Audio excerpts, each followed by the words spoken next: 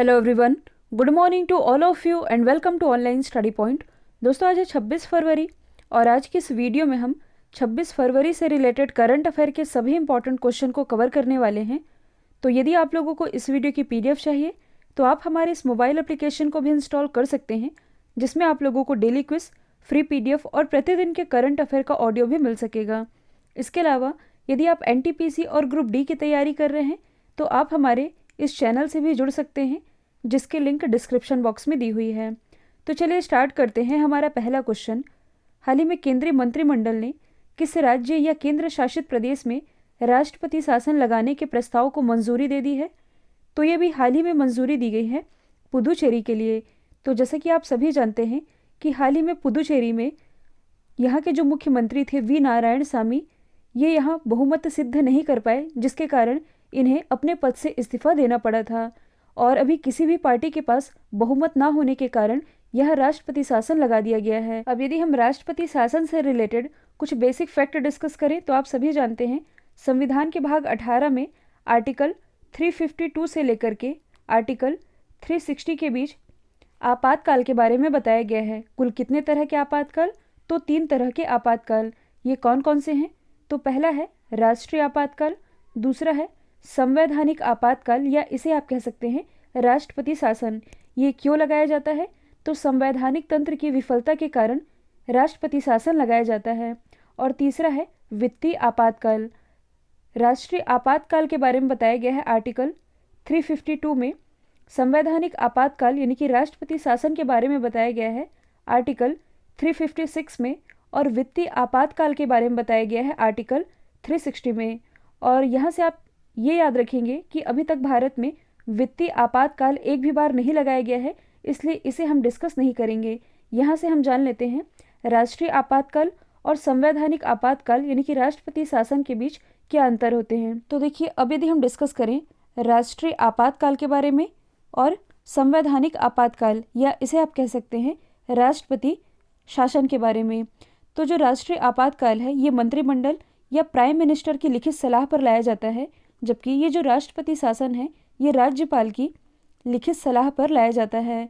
और संसद की अनुमति के 1 माह के भीतर लाया जाता है राष्ट्रीय आपातकाल, जबकि राष्ट्रपति आपातकाल लाया जाता है 2 माह के भीतर। अच्छा, ये जो राष्ट्रीय आपातकाल होता है इसकी अवधि क्या होती है? तो वैसे ये तो अनिश्चित काल के लिए लगाया जा सकता है, लेकिन प्रत्येक 6 महीने में संसद की अनुमति लेते हुए। जबकि ये जो राष्ट्रपति शासन है इसकी मैक्सिमम अवधि कितनी है? तो ये मैक्सिमम 3 साल के लिए लगाया जा सकता है।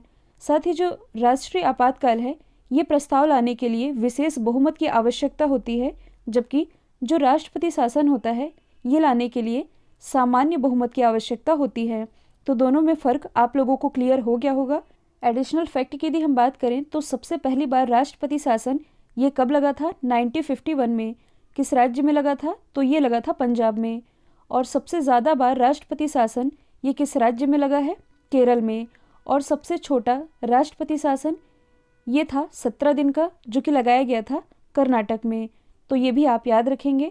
तो आप मैप में देख सकते हैं पुदुचेरी, जो कि 3 राज्यों में फैला हुआ है और इसके कुल 4 जिले हैं। पहला जिला है माहे, जो कि स्थित है केरल में। दूसरा जिला है यनम, जो कि स्थित है आंध्र प्रदेश में। तीसरा है करिकल और चौथा है पौंडीचेरी, जो कि स्थित है तमिलनाडु में। देखिए, जो पुदुचेरी है इसकी जो उपराज्यपाल थी किरण बेदी जी, इन्हें पद से हटाया गया, जिसके बाद से यहाँ के उपराज्यपाल का एडिशनल चार्ज ये संभाल रही हैं तेलंगाना की राज्यपाल तमिलिसाई सौंदराजन। अगला क्वेश्चन है इरकली गिरीशविले, इन्हें किस देश के प्राइम मिनिस्टर के रूप में चुना गया है? तो इरकली गिरीशविले ये भी हाल ही में बन गए हैं जॉर्जिया के प्राइम मिनिस्टर। आप इनकी इमेज देख भी सकते हैं। अब ये बनाए गए हैं जॉर्जिया के प्राइम मिनिस्टर, तो आप मैप में देख सकते हैं ये है जॉर्जिया। जॉर्जिया की कैपिटल है तबिलिसी, करेंसी है लारी। इसके अलावा यदि आप आसपास की लोकेशन देखेंगे तो ये जो आप देख रहे हैं ये है ब्लैक सी यानी कि काला सागर, ये जो आप देख रहे हैं ये है कैस्पियन सी, और ये जो आप देख रहे हैं ये है मेडिटेरियन सी। जो ब्लैक सी है ये विश्व का सबसे गहरा झील है। जो कैस्पियन सी है ये विश्व में सबसे खारे पानी की झील है। और इसी के पास ये जो आप देख रहे हैं ये है अरल सागर, जिसका 90% पानी सूख चुका है, जो कि स्थित है कजाकिस्तान और उज्बेकिस्तान के बीच। अगला क्वेश्चन है, हाल ही में making piece with nature report ये किसके द्वारा रिलीज़ की गई है? तो एग्ज़ाम में ऐसे भी क्वेश्चन देखने को मिलते हैं कि ये रिपोर्ट किस संस्था या संगठन के द्वारा रिलीज़ की जाती है। तो मेकिंग पीस विथ नेचर ये रिपोर्ट अभी हाल ही में रिलीज़ की है UNEP ने, यानी कि यूनाइटेड नेशन एनवायरनमेंट प्रोग्राम ने। और इस रिपोर्ट में जैव विविधता यानी कि बायोडाइवर्सिटी, क्लाइमेट और पॉल्यूशन यानी कि प्रदूषण से जुड़े स्थितियों से निपटने के लिए ये रिपोर्ट रिलीज़ की गई है यूनाइटेड नेशन एनवायरनमेंट प्रोग्राम के द्वारा। इसकी स्थापना हुई थी 5 जून 1972 में और इसलिए 5 जून को हम मनाते हैं वर्ल्ड एनवायरनमेंट डे के रूप में।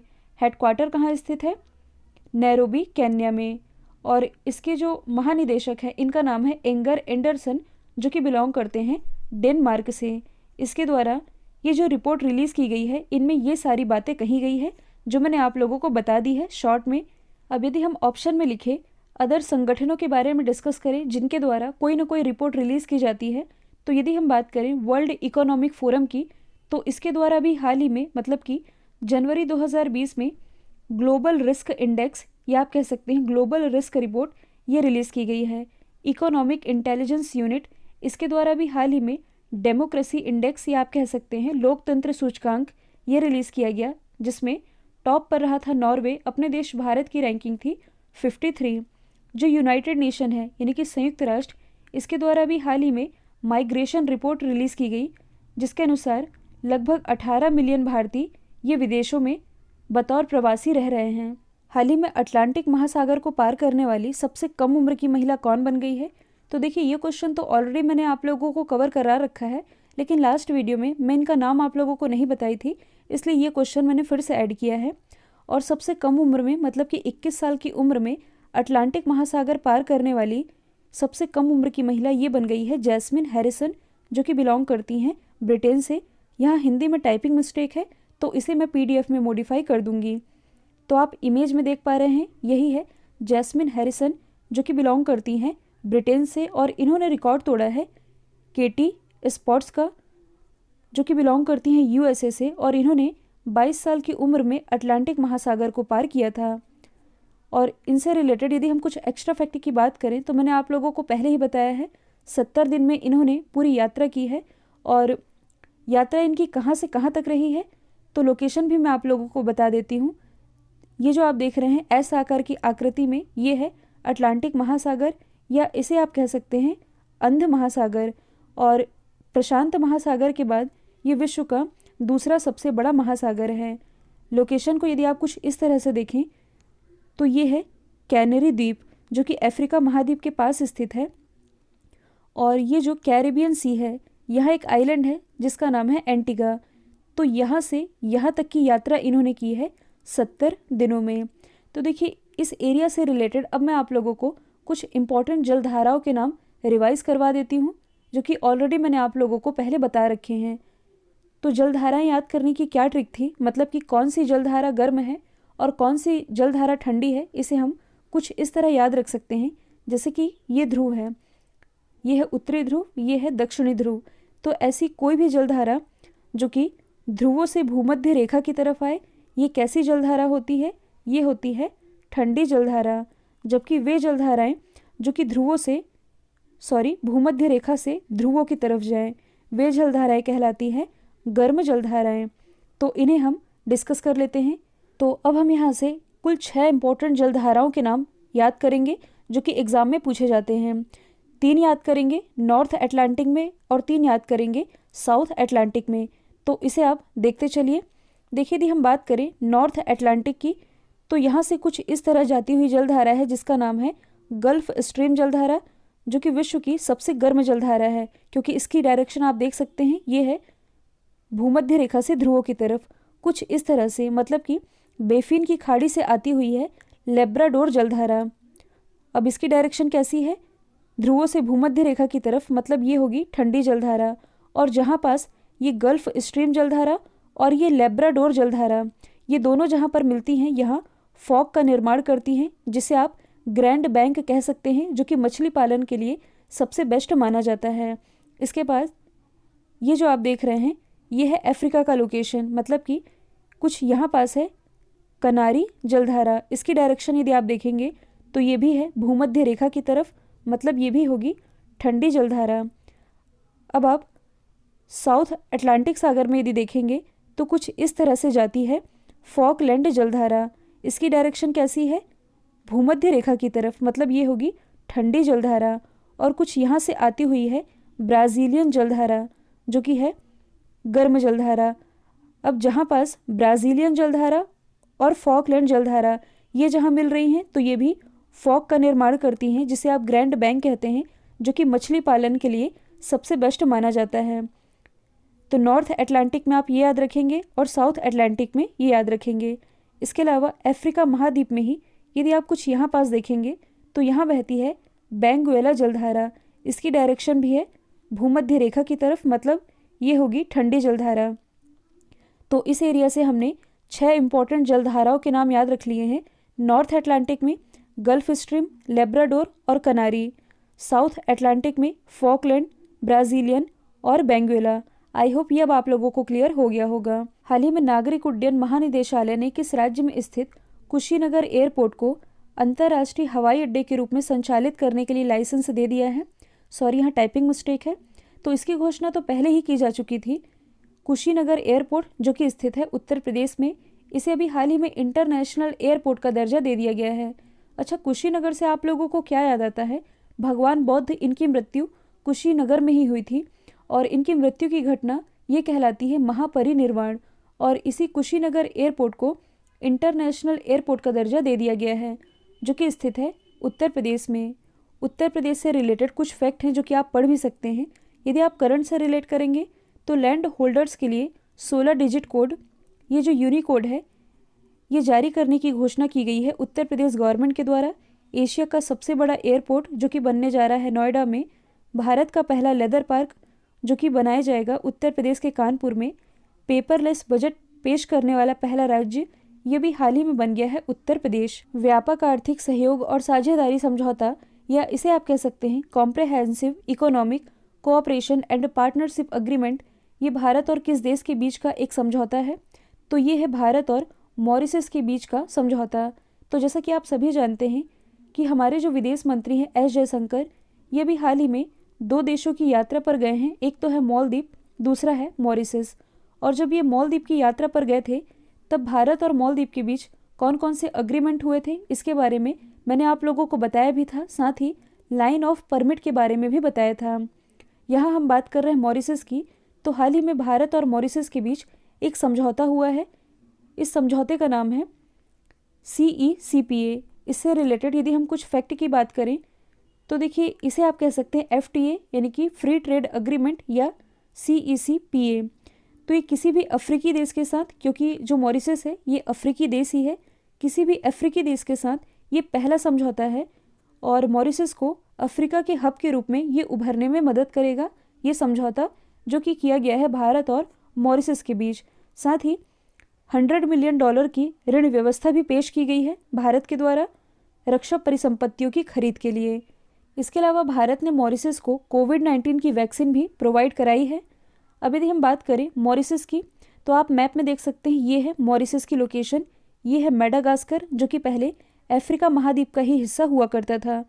लाखों साल पहले यहाँ दरार पड़ी और ये हिस्सा यहाँ से अलग होकर के कुछ इधर आ गया, और ऐसा ही माना जा रहा है कि अफ्रीका महाद्वीप में ये जो आप दरार पड़ा देख रहे हैं ये हज़ारों साल बाद इससे अलग होते होते इससे अलग हो जाएगा। तो यहाँ हम बात कर रहे हैं मॉरिशस की। इसकी कैपिटल है पोर्ट लुइस, करेंसी है मॉरिशियाई रुपया, प्राइम मिनिस्टर है प्रविंद जुगनौथ। और यदि आप करंट से रिलेट करेंगे तो हाल ही में प्राइम मिनिस्टर नरेंद्र मोदी जी के द्वारा मॉरिशस में ही यहाँ के नए संसद भवन का उद्घाटन वीडियो कॉन्फ्रेंसिंग के माध्यम से किया गया था। अच्छा, लास्ट क्वेश्चन में जो मैंने आप लोगों को बेंगुएला जलधारा की लोकेशन बताई थी ये कुछ इस तरह से थी।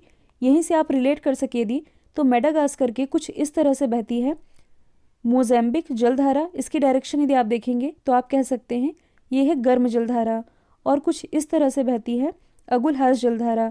तो ये दोनों हैं गर्म जलधाराएं।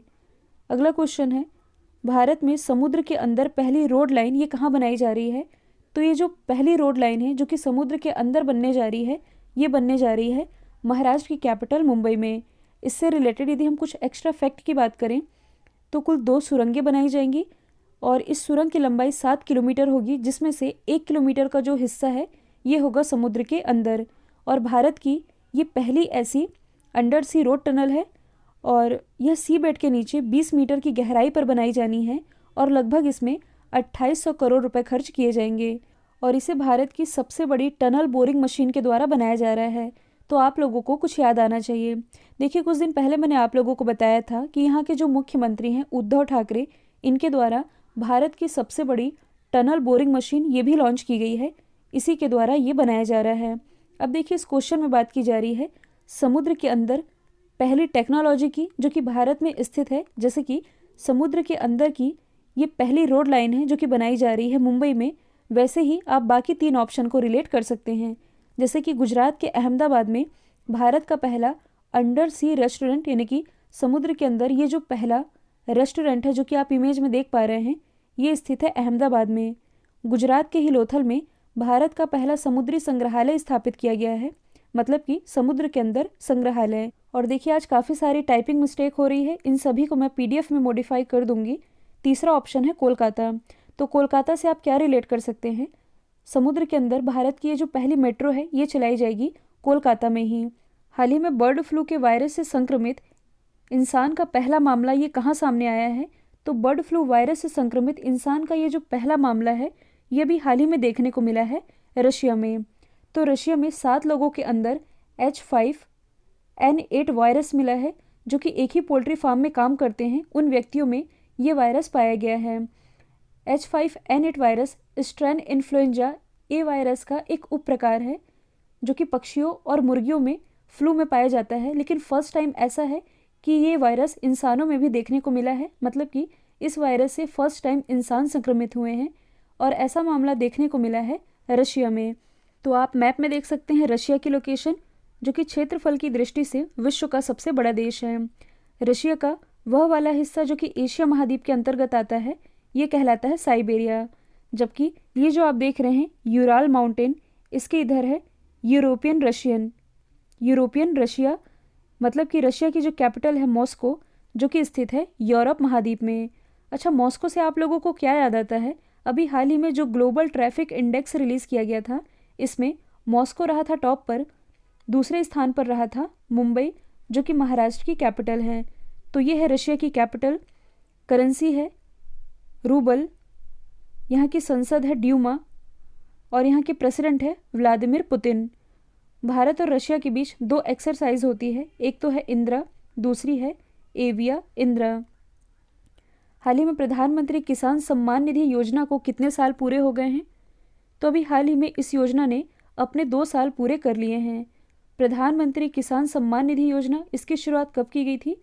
24 फरवरी 2019 से, और अब इस योजना ने अपने 2 साल पूरे कर लिए हैं। इस योजना से रिलेटेड यदि हम कुछ फैक्ट की बात करें तो इस योजना की शुरुआत 2019 में हुई थी उत्तर प्रदेश के गोरखपुर से, और इस योजना के अंतर्गत जो लघु और सीमांत किसान हैं इन्हें 6,000 रुपये की सहायता दी जा रही है केंद्र सरकार के द्वारा, और ये 3 किस्तों में दी जा रही है। मतलब कि 2-2 हज़ार की 3 किस्तों में ये आर्थिक सहायता दी जा रही है किसानों को। अच्छा, ये तो बात हुई प्रधानमंत्री किसान सम्मान निधि योजना की। किसानों से रिलेटेड एक और योजना है जिसका नाम है प्रधानमंत्री फसल बीमा योजना।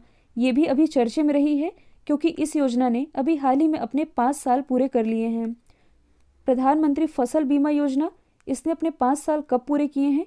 13 जनवरी को, क्योंकि इसकी शुरुआत 13 जनवरी 2016 से की गई थी। और इसी प्रधानमंत्री फसल बीमा योजना के लिए अभी हाल ही में कितने रुपए आवंटित किए गए हैं? 16,000 करोड़ रुपए। तो ये भी आप याद रख सकते हैं। अब इसी से रिलेटेड अगला क्वेश्चन है, हाल ही में किस जिले को प्रधानमंत्री किसान राष्ट्रीय पुरस्कार के लिए चुना गया है? तो ये भी हाल ही में चुना गया है अनंतपुर को, जो कि आंध्र प्रदेश का एक जिला है।